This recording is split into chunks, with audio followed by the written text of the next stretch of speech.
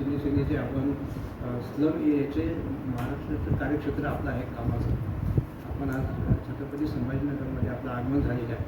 आपण कुठले प्रश्न घेऊन या ठिकाणी कुठल्या प्रश्नांना आपण इथं न्याय देण्याचा प्रयत्न करू? नाही, एकतर कसं की शिंदे साहेबांनी आदेश दिल्यानंतर या महाराष्ट्रातले सर्व नेते, सर्व पदाधिकारी जे आहेत ते संघटन बांधण्यासाठी आता पंढरपूर पुढे आलेले आहे. तर त्या अनुषंगाने आज हा मराठवाडा विभागाचा दौरा या ठिकाणी आमचा होता. तर मराठवाड्यामध्ये जे सर्व जिल्हे आहेत त्या जिल्ह्यांमधले सगळे पदाधिकारी आज या बैठकीला होते. आणि प्रामुख्याने कसं आहे की संघटन वाढण्यासाठी आपल्याला लोकांपर्यंत जाणं गरजेचं आहे. की आजच्या याच्यामध्ये आम्ही सांगितलं की लोकांकडे जे प्रश्न आहेत, म्हणजे घराचे प्रश्न आहेत, जमिनीचे प्रश्न आहेत, आरोग्याचे प्रश्न आहेत, शिक्षणाचे प्रश्न आहेत, तर या सगळ्या प्रश्नांवरती आपण लोकांपर्यंत पोहोचावं आणि आपण त्या लोकांचे प्रश्न सोडवायला पुढे यावं. या पद्धतीचं मार्गदर्शन आणि या पद्धतीची चर्चा जी आहे ती आज शिवसेना झोपडपट्टी महासंघाच्या मराठवाडा विभागातील सर्व पदाधिकाऱ्यांबरोबर मराठवाड्याच्या जवळपास सगळे जिल्ह्याचे पदाधिकारी बैठकीत हजर होते. हो. किती पदाधिकारी बैठक होते? आता मी काय की प्रमुख जे पदाधिकारी आहेत म्हणजे जिल्ह्याचे अध्यक्ष आणि जिल्ह्याचे जे सेक्रेटरी याच लोकांना फक्त बोलवलं. प्रमुख पदाधिकाऱ्यांना बोलवलं तरी एक 50-60 पदाधिकारी आपल्या इथे उपस्थित होते. स्लम या विकासा संदर्भामध्ये आपण काम करताय. तर स्लम विभागाचं नुसतं फिजिकली विभागाचा विकास हा नाही, एज्युकेशन, आरोग्य असे संदर्भसुद्धा आपल्या अखत्यारीमध्ये येतात. त्या दिवशी आता कसं आहे की आमच्या पक्षामध्ये वेगवेगळ्या आघाड्या पण आहेत. म्हणजे त्याच्यामध्ये आरोग्य विभाग पण आहे. प्रत्येक ठिकाणी आरोग्य दूत देखील नेमलेले आहे. परत त्यानंतर एज्युकेशनवरती काम करणारी टीम आमच्याकडे आहे. तर आम्हाला फक्त काय आहे की झोपडपट्ट्यांमध्ये काम करत असताना म्हणजे पहिल्यापासून माझं आणि शिंदेसाहेबांचं पण तेच म्हणणं आहे की एखाद्याचा विकास म्हणजे फक्त त्याला घर देणं म्हणजे त्याचा विकास नाही. म्हणजे त्याला ते घरकुल असो किंवा त्याला SRAचं घर असो किंवा प्रधानमंत्री आवास योजनेचं घर असो, ते घर देणं म्हणजे त्याचं पुनर्वसन नाही आहे. तर खऱ्या अर्थाने त्या व्यक्तीला तिथे देत असताना त्याचा सर्वांगांगी त्याचा विकास झाला पाहिजे. म्हणजे त्या कुटुंबामध्ये चांगलं शिक्षण मुलांना मिळालं पाहिजे, त्या कुटुंबामध्ये चांगलं आरोग्य त्यांचं राहिलं पाहिजे, त्या कुटुंबामध्ये चांगला रोजगार मिळाला पाहिजे. तर आपण म्हणतो की त्याचा सर्वांगांगी विकास झाला आहे. तर त्या पद्धतीने आपण कार्य जे आहोत ते करत आहोत. गाड्या जमिनीच्या संदर्भात विषय आपल्या समाजासमोर खूप भीषण आहे. अकोल्यावरून काही मंडळी आपल्या भेटीला इथं आलेली आहे की काही लोकांना म्हणजे जवळपास 50-60 वर्षापासून काही पट्टे त्यांच्या नावानं आहे आणि काही लोकांना अजूनही त्यांच्या नावानं ते पट्टे करून दिले गेलेले आहेत. म्हणजे त्यांचं जे अधांतरी आहे म्हणजे टांगती तलवार त्यांच्यासमोर असल्यासारखं आहे. या संदर्भामध्ये आपण काही विषय त्याला यामध्ये कसं आहे की मी फार पूर्वीपासून म्हणजे शिवसेना पक्षामध्ये येण्याच्या आधीपासून मी या सगळ्या गायरान जमिनी आणि ह्याच्यावरती काम करतो. आपल्याला ठाऊक असेल की 2022मध्ये हायकोर्टाने निर्णय घेतला होता सुमोटो. आणि त्या सुमोटोमध्ये म्हटलं होतं की संपूर्ण महाराष्ट्रामध्ये जेवढी पण गायरान जमिनीचे अतिक्रमण आहे त्यांना तुम्ही निष्कासित करा. आणि त्यानंतर मग आपण सुप्रीम कोर्टामध्ये हायकोर्टामध्ये गेलो आणि हायकोर्टामध्ये आपण किती सुमोटो होतं त्याच्यामध्ये आपण इंटरव्हेन्शन केलं बऱ्याचशा ठिकाणावर. आणि हायकोर्टाला शेवटी सांगितलं की सुप्रीम कोर्टाचे जे डायरेक्शन्स आहेत 2011चे त्याच्यामध्ये म्हटलेलं आहे की अनुसूचित जाती जमाती हे जे घटक आहेत त्यांना वगळून तुम्ही बाकीच्यांचं हे करा.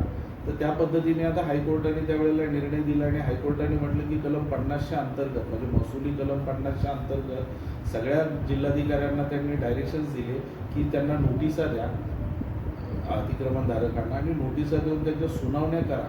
कारण 2011च्या आधी ज्या GRच्या अनुषंगाने आपण म्हणतो 1990चा जो GR आहे त्या GRच्या अनुषंगाने स्पष्ट आहे की 1990च्या आधीचं जे अतिक्रमण आहे ज्यांचे 1990च्या आधीचे ज्यांच्याकडे कागदपत्र आहे ते नियमित करावं. तर त्या पद्धतीने प्रत्येक जिल्हाधिकारी जो आहे तो कलम 50च्या अंतर्गत त्यांनी सुनावणी घेतली आणि सुनावणी घेऊन ते निर्णय घेतले नियमित करण्याबाबत. एकीकडे शासनाचं धोरण आहे की बेघरांना घर मिळालं पाहिजे. इथं छत्रपती संभाजीनगर शहरामध्ये तत्कालीन जे इथं प्रशासक होते त्यांनी मोठ्या प्रमाणामध्ये अतिक्रमणाची मोहीम राबवली आणि त्याच्यामध्ये प्रामुख्याने दलित आणि मुस्लिम समाजाचे जे आहे त्यांचे ते खूप मोठ्या प्रमाणात बाधित झालेले आहे. नाही, त्यामध्ये काय झालं की मागे या तक्रारी आमच्याकडे आल्या होत्या. शिंदेसाहेबांना भेटायला लोक आली होती की औरंगाबादची स्मार्ट सिटी आता म्हणजे सॉरी छत्रपती संभाजीनगरची आता स्मार्ट सिटी आता बनवत आहे. तर स्मार्ट सिटीमध्ये जे रोड आहेत ते रोड बऱ्यापैकी आता सगळे जोडायला सुरू केली. मग त्यामध्ये महात्मा फुले नगर आणि बाकीचे 1-2 नगर होते. तर त्यांची आमची भेट झाल्यावरती आम्ही त्यावेळेला कलेक्टरांना यांना आयुक्तांना स्पष्ट सांगितलं की तुम्ही यांना प्रकल्पग्रस्त म्हणून तुम्हाला घेणं गरजेचं आहे. मग त्याच्यानंतर मग आयुक्तांचं आणि म्हाडा जे प्राधिकरण आहे त्या म्हाडा प्राधिकरणाचं बोलणं झालं आहे आणि म्हाडा प्राधिकरण त्यांच्यासाठी प्रधानमंत्री आवास योजनाची जी घरं आहेत ती येणाऱ्या काळामध्ये उपलब्ध करून देणार आहेत आणि तिथे ती जी लोक आहेत त्यांचं त्या लोकांना तिथे शिफ्टिंग देतील. म्हणजे इतर शहरामध्ये असे अनेक हे झाले आहे की मोठ्या उच्चभ्रू लोकांच्या अतिक्रमणाला त्यांनी हात लावलेला नाही. मात्र जे स्लम एरियामध्ये जे आहेत त्या प्रामुख्याने त्या लोकांनाच त्यांनी विस्थापित करण्याचा प्रयत्न केलेला आहे. नाही आता तो एक विषय आहे कारण तो क्लास डिस्क्रिमिनेशन आहे. तर त्याच्यासाठी बघू आता आपल्याकडे अजून तसे काही लोकांनी तक्रारी केल्या नाही झोपडीधारकांनी. ज्यावेळेला झोपडीधारक घेऊन तक्रारी करतील की उच्चभ्रूच्या ज्या इमारती आहेत त्या हात लावत नाहीत मग त्यावेळेला आपण आयुक्तांना बोलू की तुमच्या लेआउटमध्ये जे येते ते तुम्ही नाही सगळं डिस्कशन करा. कारण न्याय जो आहे एकनाथ शिंदे साहेबांचं म्हणणं आहे की न्याय जो आहे तो सगळ्यांसाठी. मग त्याच्यामध्ये गरीब असो श्रीमंत असो त्यांच्यासाठी न्याय नाही, न्याय सगळ्यांसाठी आहे. जो न्याय गरिबांना लागतो तोच न्याय आणि तेच नियम जे आहेत ते श्रीमंतांना देखील. आपल्यासमोर अजून काय काय प्रश्न जनतेने मांडल्यानंतर मीटिंगमध्ये कुठले कुठले प्रश्न आपल्यासमोर? नाही इतर काही की इन जनरल आजच्या ह्याच्यामध्ये प्रश्न होतेच बऱ्यापैकी. गायरान जमिनींचे प्रश्न होते, घरकुलांचे प्रश्न होते, परत त्यानंतर स्थानिक लेवलला काही हॉस्पिटलचे इश्यू असतात, शाळांचे इश्यू असतात. म्हणजे सगळे नागरी सुविधांसंदर्भामध्ये ज्या बेसिक ॲम्युनिटीज आहेत त्याच्या संदर्भातच सगळे प्रश्न होते. प्रामुख्याने आम्हाला संघटन कशा पद्धतीने वाढवायचं आहे ह्याच्यावरती आम्ही जास्त चर्चा. इथं शहरामध्ये आय टीच्या संदर्भामध्ये जे मुलांना प्रवेश वगैरे देण्यासाठी भाग असतो इथले जे शिक्षण संस्थावाले जे आहेत तर हे सगळे नियम जे आहेत ते नियमाचं व्हायलेशन करताना दिसत आहे. तशा संदर्भातल्या तक्रारी आल्या तर नक्कीच आपण त्याच्यावरती देखील मार्ग काढू.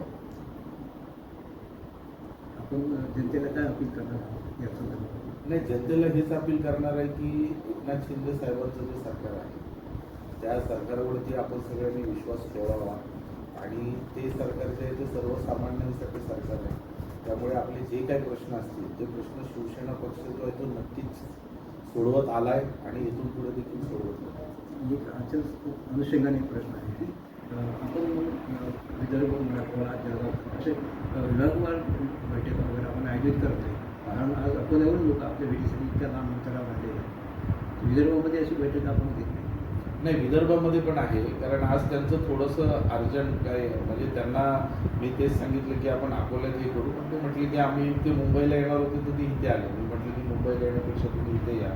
तर त्यांचे प्रश्न इथेच आहेत. येणाऱ्या काळामध्ये महाराष्ट्रातले जे पूर्ण 7 विभाग आहेत त्या सगळ्या विभागांमध्ये बैठक होणार आहे. आता आज मराठवाड्याची बैठक झाल्यानंतर उद्याची बैठक जी आहे ती पश्चिम महाराष्ट्राची बैठक पुण्यामध्ये होणार आहे. तर पुण्याच्या बैठकीमध्ये कोल्हापूर, सांगली, सातारा, पुणे या सोलापूर या सगळ्या भागातून जे पदाधिकारी आहेत ते तिथे येणार आणि तिथे देखील संघटन बांधणी संदर्भामध्ये आमची बैठक उभं आहे.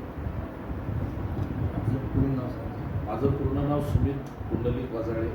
मी शिवसेना झोपडपट्टी महासंघ या आघाडीचा मी महाराष्ट्र